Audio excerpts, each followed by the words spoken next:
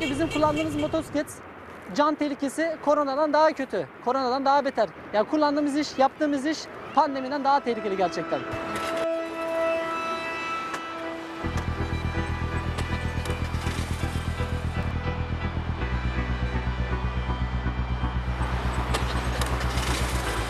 Ölümler inanılmaz derecede arttı. Çünkü tecrübesiz, bilinçsiz, işte ne kadar tecrübesiz adam varsa bu mesleğe girdi.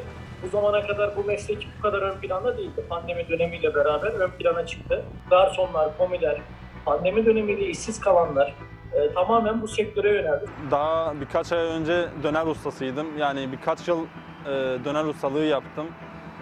Pandemiden dolayı işimi bırakmak zorunda kaldım.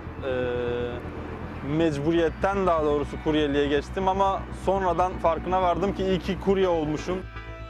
İlk önce çalışmak için almadım, gezmek, eğlenmek için aldım. Ama daha sonra bu işin getirisini görünce motorculuğa başladım. Yoğunluk olarak gıda sektöründe bu kadar yoğun bir dönem görmemiştim.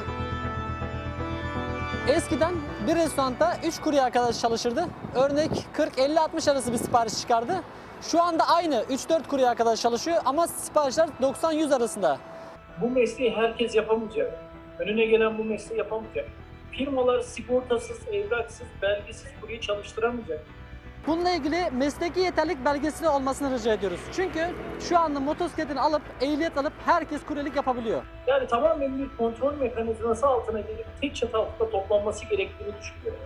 İki teker üzerinde 10 saat, 12 saat, 16 saat, 18 saat çalışan kurye var. Ve tamamen kontrol dışı.